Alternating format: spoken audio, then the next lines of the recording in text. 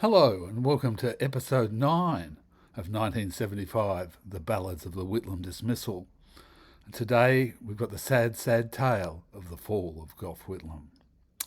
The Brits and Yanks are in tune, so Gough decides it's time, November 2, Port Augusta, to raise a heinous crime. Nationals leader Anthony takes the CIA dime. There's evidence his house was rent to spooks for a long time. Then Brian Toohey reveals it all. The spook's Richard Stallings. Ex-Pine Gap, then undercover. Gough loses his moorings. He said Pine Gap's for space research. Now spooks are pulling strings. And just next month he could withdraw that lease near Alice Springs. Kissinger's response is quite frank. The tone clearly hostile. No money's come from CIA. He makes complete denial. Then says if reports are correct, and here's a dose of bile, expect damaging fallout soon, and no more intel files. As Gough is blowing up the place, there's trouble in the States. The great Halloween massacre sees Ford replace old mates. Colby's going, Kissinger's just Secretary of State. There's just one thing that they must do. Gough can't be left to fate. These have been most powerful men, strongest since World War II. Cold warriors schooled in regime change. They tell God what to do. They weren't about to lose Pine Gap, the only station to take a secret satellite feed for which top spies must queue. Then Shackley, deep in CIA, sends note to ASIO, confirming Stallings is a spook. But do all need to know?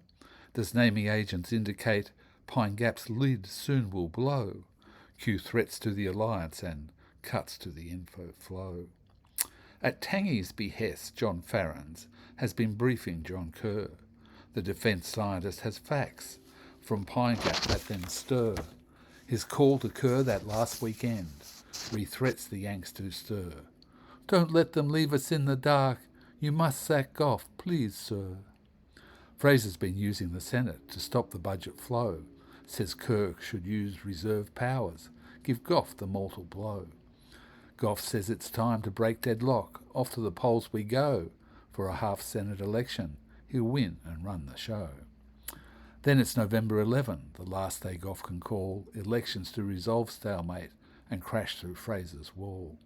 Wavering Liberals are on hand, ready to cross the floor, so pensioners get Christmas cash and turmoil is forestalled.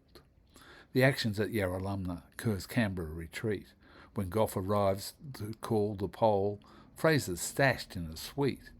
Before Gough gives Kerr the letter, Kerr gives Gough his own sheet, saying his government's dismissed. Kerr's coup is near complete. Malcolm is called from his back room, and Kerr promotes him quick. The Senate passes the budget before they see the trick. Labor gave Fraser means to rule, put money in his kick. While Gough paused at the lodge for steak, the coup gets much more thick. Malcolm saunters into the house, tells them they're all dismissed. They have no confidence in him. Put Gough back on the list. They send the Speaker to John Kerr. Westminster, they insist. Says those who rule the House rule all. Kerr scorns those rules exist.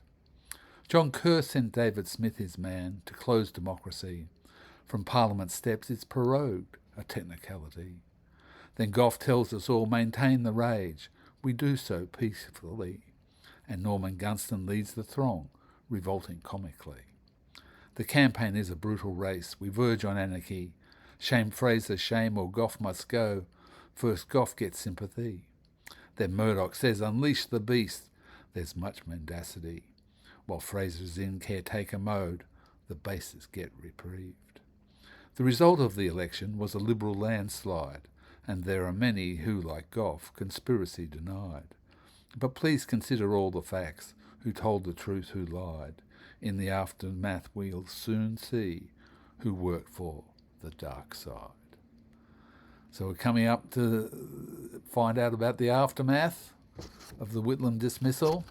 Not a pretty sight, but some positive lessons may be learnt. Be in touch. See you soon.